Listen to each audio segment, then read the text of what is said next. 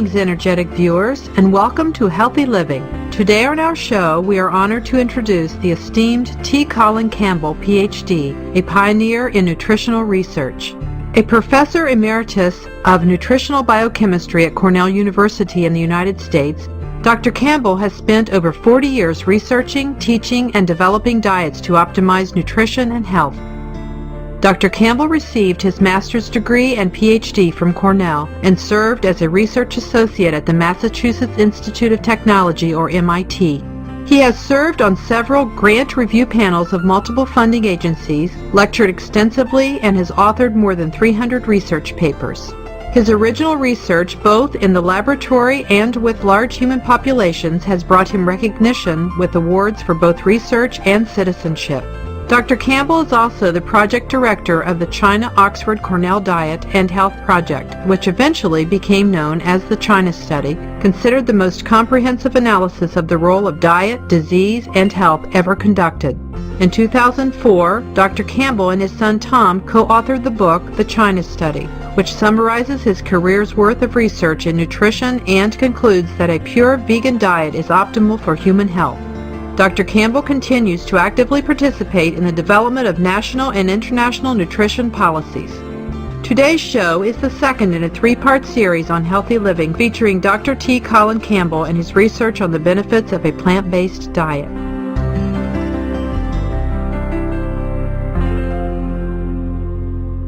Do we really need a lot of protein in our diet?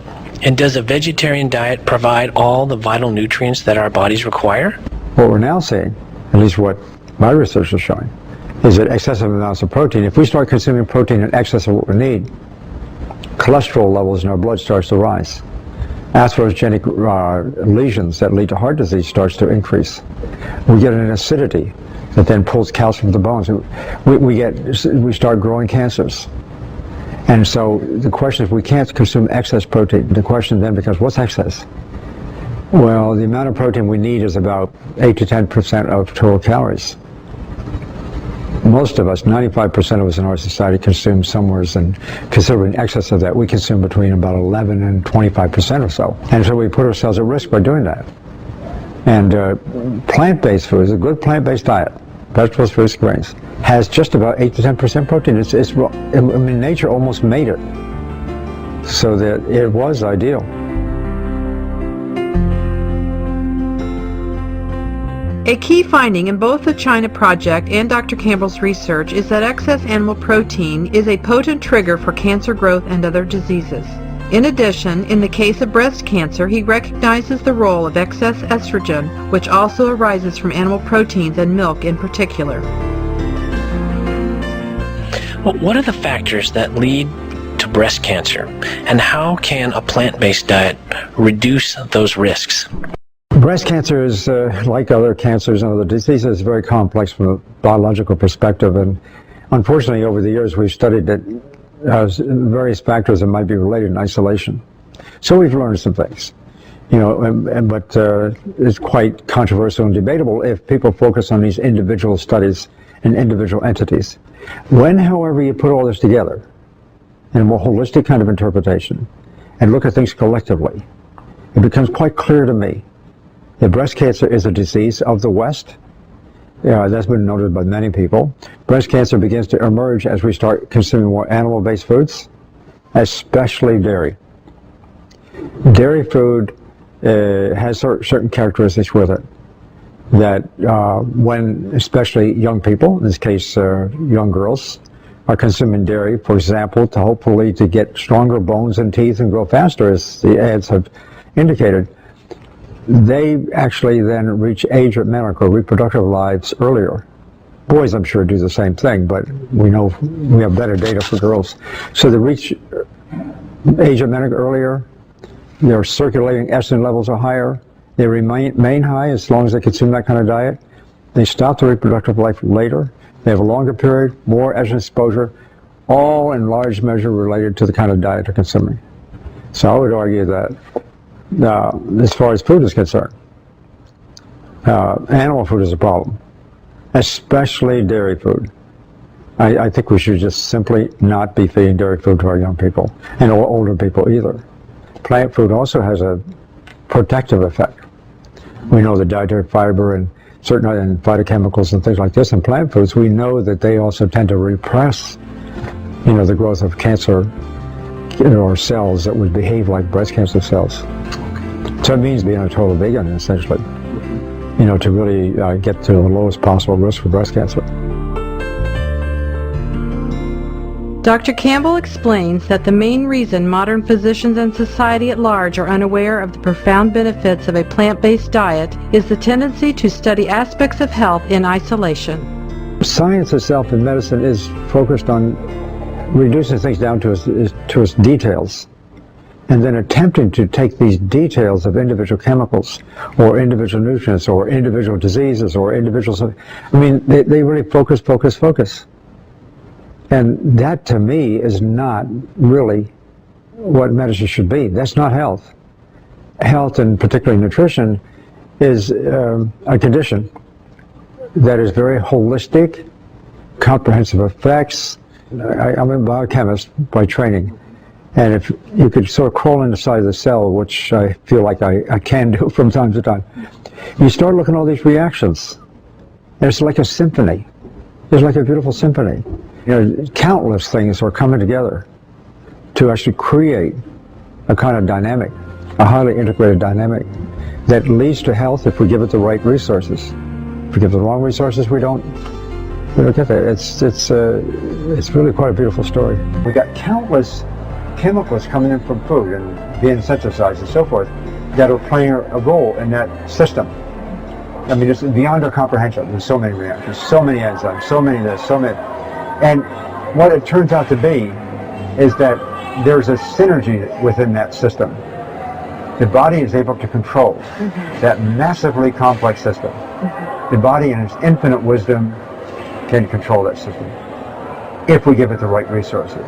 Right. And so that's almost the antithesis of science as we practice. It's the antithesis of medicine. Right. Because they're always talking about, one drug, one so forth and so on.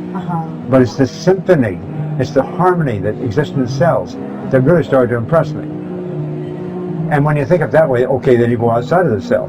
You look at the whole organ, for example, or you look at a whole group of organs, you look at the whole body. And what you find is that with our hormonal system, especially, which sends messages around, and the neural system, which sends messages around, what you find is that the whole body is marvelously symphonic. It's harmony, and that's really what it's all about. And our body can actually manage health and create health and even restore health in people who have disease. It can do this. All we need to do is, I think, stop focusing so much on the details, think about the whole, and then make sure that we consume the right kind of food, and the body creates health on its own. There's certain observations that I find really quite fascinating biologically. For one thing, advanced disease, like heart disease, cancer, and so forth, it takes a long time to develop, but it's reversible. Because then the question comes up, maybe it's reversible already after it's been diagnosed. And I believe it's true. That's one thing. The second observation I would suggest is that the plant-based diet, which prevents it from going forward in early stages, is the same kind of diet that prevents it becoming more serious in the late stages. So all of a sudden, this plant-based diet idea has more to do than just trying to prevent cancer or prevent heart disease. Now, we know it can be used to restore health. It can be used to treat people with disease. That's very exciting. So it's a very different view than what we now have in medicine. That's one thing. Another conclusion Dr. Campbell has reached is that by eating a healthy, nutrient-dense, plant-based diet, we can actually overcome or avoid our genetic tendencies. This concept is supported by the joint work of medical clinician Dean Ornish, MD, and visionary scientist and genome expert J. Craig Venter, PhD, who found that gene expression can be altered through lifestyle changes, including a diet very high in plant-based foods. Another observation that we worked on for a long time was that disease does not occur just because of the genes we have. Right, you know, that's genetic the background. reaction that I usually get from people. Like, oh, you know, my mom has breast cancer, I'm probably going to get it. Or, That's not, I mean, genes do play some role. Here's the way it is. All these biological reactions, whether they're normal physiological or whether they're pathological, all these reactions begin, biochemically speaking, they begin with genes.